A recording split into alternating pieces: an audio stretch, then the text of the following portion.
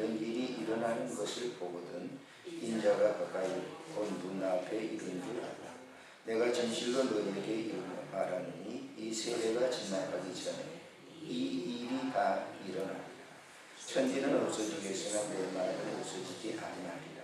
그러나 그날과 그때는 아무도 모르나니 하늘에 있는 천사들도 아들도 모르고 아버지만 아시느니라. 주의하라, 깨어있으라. 그때가 언제인지 알지 못합니다. 가령 사람이 집을 떠나 타국으로 갈 때에 그 종들에게 권한을 주어 각각 사물을 맡기면 문지기에게 깨어있으라 명함과 같으니 그러므로 깨어있으라. 집주인이 언제 올는지 혹 저물 때이든지 밤중이든지 다울 때이든지 새벽일 때든지 너희가 알지 못합니다. 그가 호련히 와서 너희가 자는 것을 보지 않도록 하라. 깨어있으라.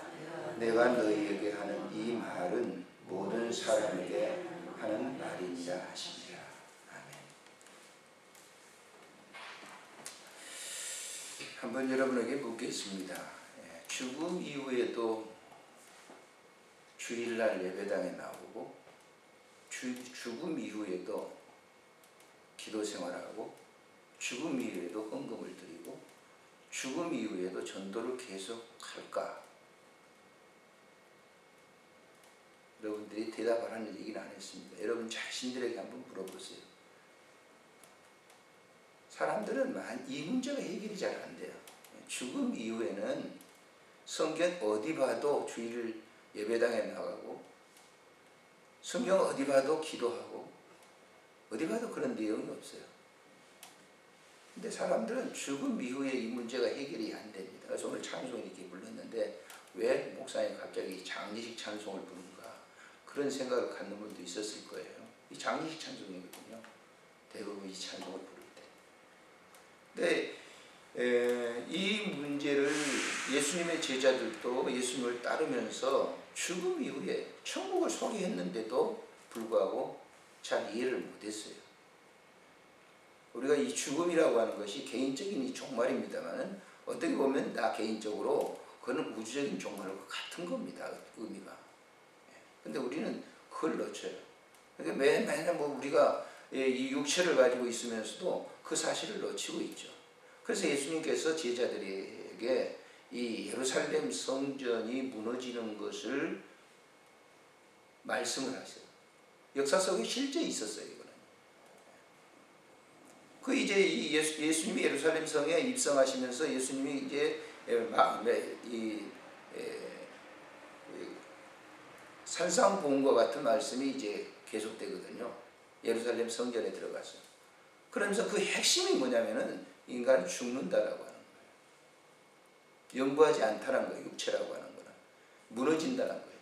결국 그 무너짐에 대한 비유를 이 말씀을 하시면서 뭘 얘기하냐? 종말에 대해서 얘기해요. 마지막 끝날 때에 이것은 우주적인 종말을 얘기하고 있지만은 너희 몸도 지금 이 예루살렘 성전과 같은 건데 이 예루살렘 성전 무너진다라고 하는 거예요. 그 무너지는데 영적으로는 영구하게 존재하는 것이죠. 근데 그와 같이 활동을 하지는 않는다는 거예요. 영구하지만은.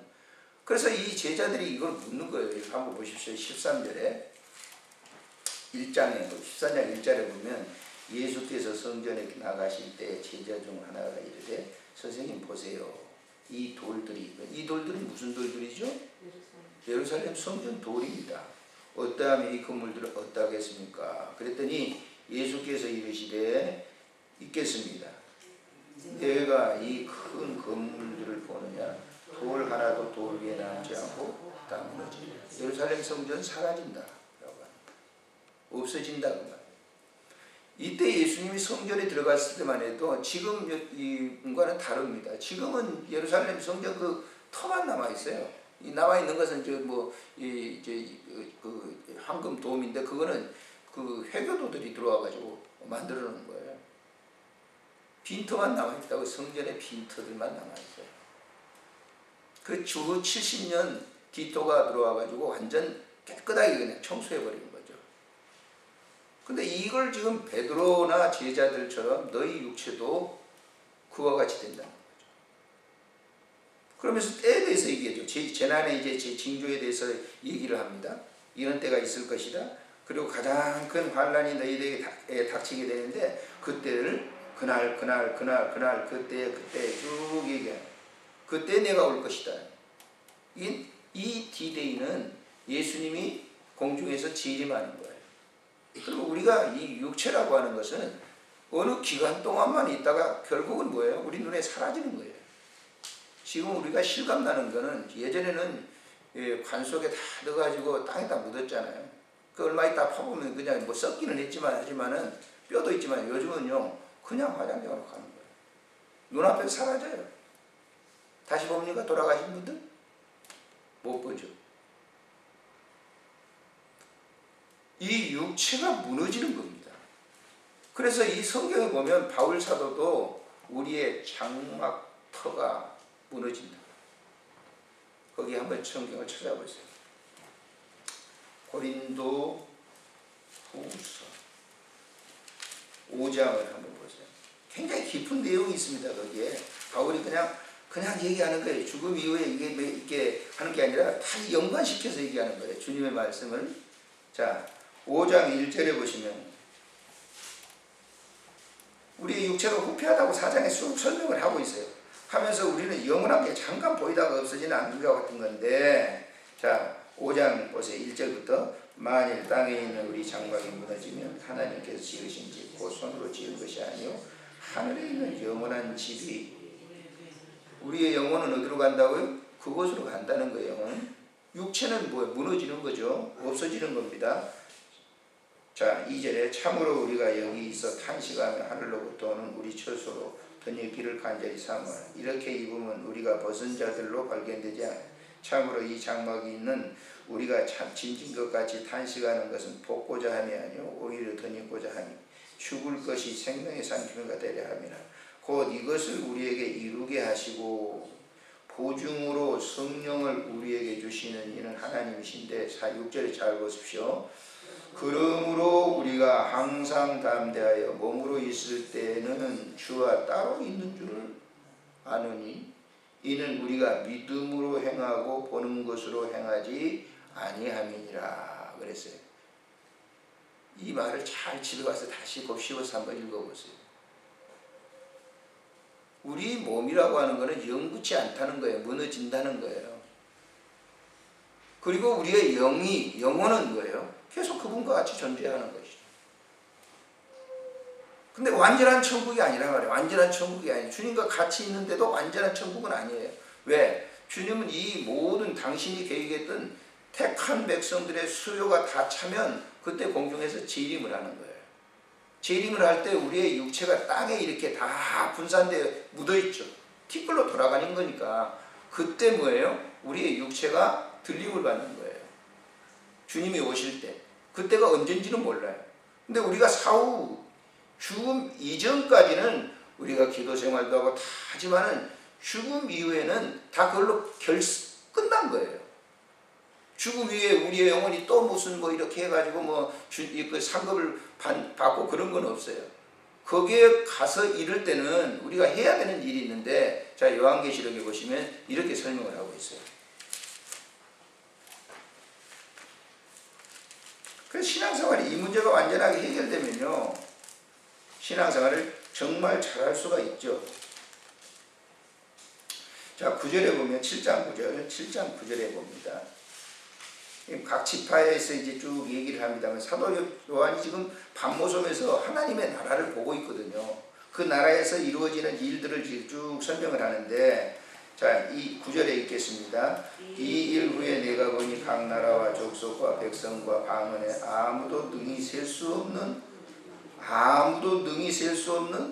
아마 나도 여기 포함됐죠. 여러분들도 포함되죠. 아무도 셀 수 없는, 능히 셀 수 없는 큰 무리가 나와 흰옷을 입고 손에 종려나무를 들고 보좌와 어린 양 앞에 서서 큰 소리로 외쳐 이르되 구원하심이 보좌에 앉으신 우리 하나님과 어린 양에게 있도다. 이 찬송은 앞에서 얘기한 대로 천사들과 24 장로들과 보좌에 있는 네 생물들이 불렀던 찬송과 똑같은 그런 내용이에요.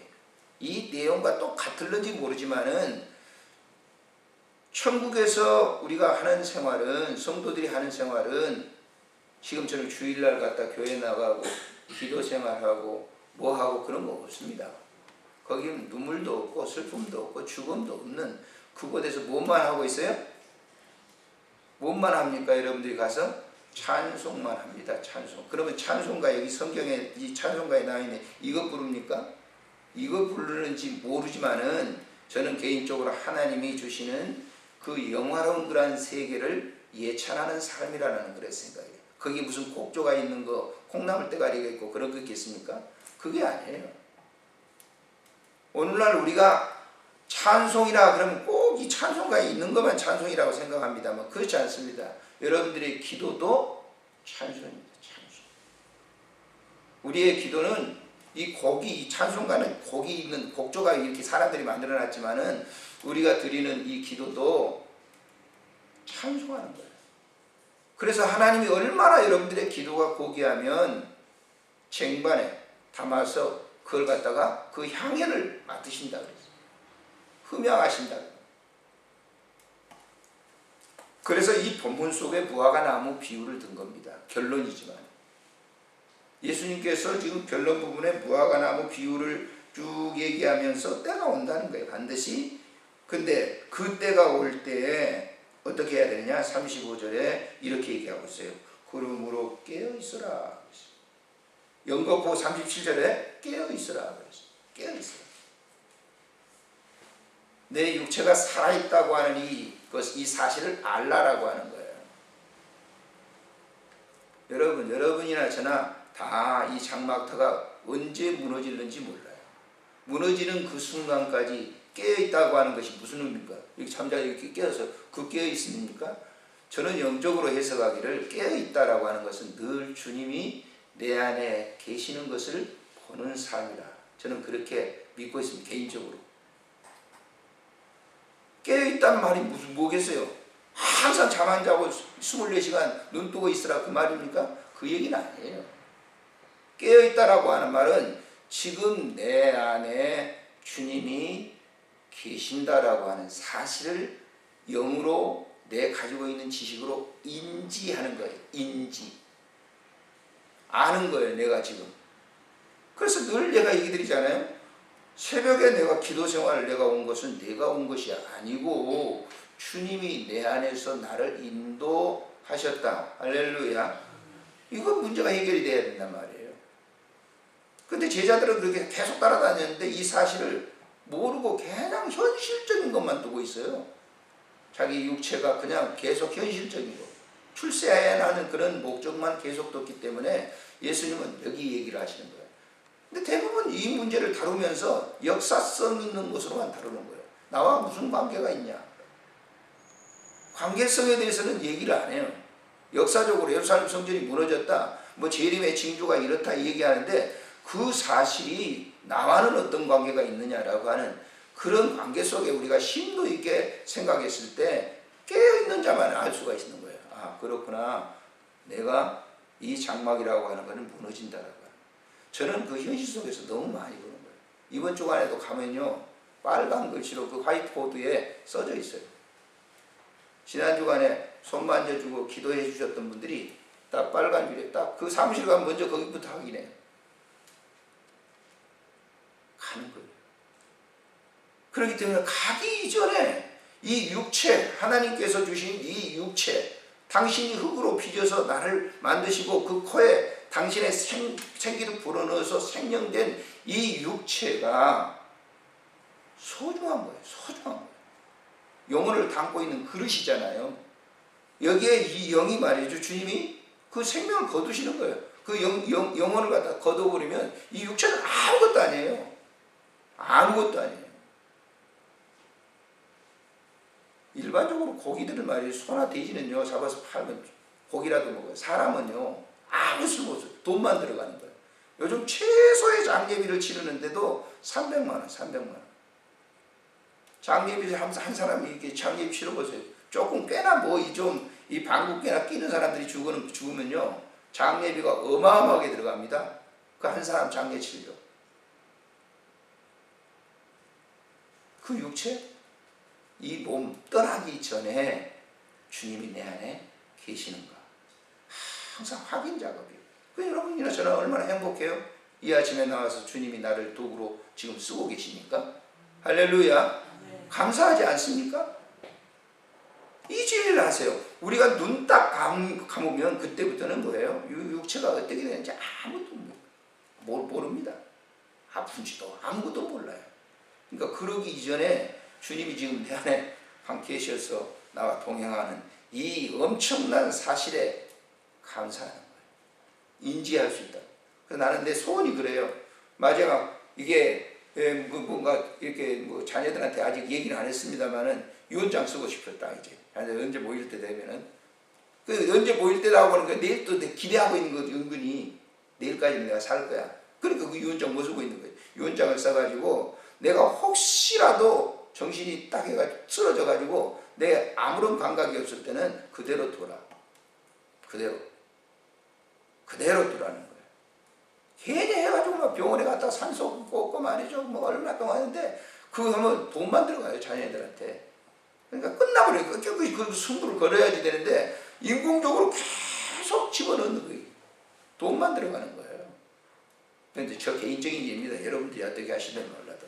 그래서 저도 자녀들한테 어떻게든지 해를 끼치지 않기 위해서 뭡니까? 보험 하나 들어놨어요. 보험 하나 들어놨어요. 깨끗이 끝내려고. 맨날 자녀들 모여가지고 무슨 병원 나가고 그러면 하니까 그 보험 들어놓은 이유는 뭐냐면 나를 위해서 들어놓은 거야 아니고 자녀를 위해서 들어놓은 거야. 끝나고 나면 다 나를 갖다 이렇게 장례라도 치러줘야 되겠죠. 그래서 그러는 것이죠.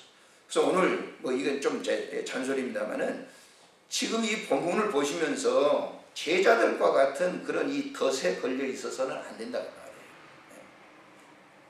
내 몸은 하나님이 지금 쓰는 영적인 예루살렘 성전과 같은 것인데 그 무너진다. 그 무너질 날이 고다. 그런데 너희 속에 깨어있어라. 나를 항상 모시고 살아라. 나와 함께 동행하자. 네 지금 육체 속에 내가 너와 함께 있는 것을 너 늘 인지하라. 깨어있어라. 그래서 베드로는 이걸 잘 배웠어요. 이거 잘 배우고 난 다음에 베드로가 하는 얘기가 이렇게 하면서 우리 마칩시다. 한번 보면서 베드로전서를 한번 보세요.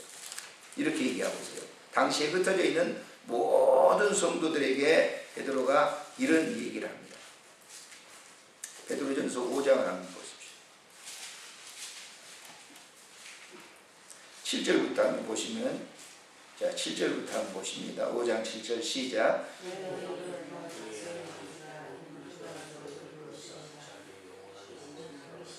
베드로전서 5장 7절 다시 한번 읽습니다. 시작.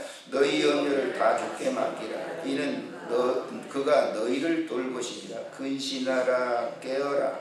너희 대적 마귀가 우는 사자같이 두루 다니며 삼킬 자를 찾나니 너희는 믿음을 굳건하게 하여 그를 대적하라. 이는 세상에 있는 너희 형제들도 동일한 고난을 당하는 모든 은혜의 하나님 곧 그리스도 안에서 너희를 부르사 자기의 영원한 영광에 들어가게 하신 이가 잠깐 고난을 당한 너희를 친히 온전하게 하시며 굳건하게 하시며 강하게 하시며 털을 경고케 하시며 권능이 세세 무궁토록 그에게 있을지어다 그랬어요.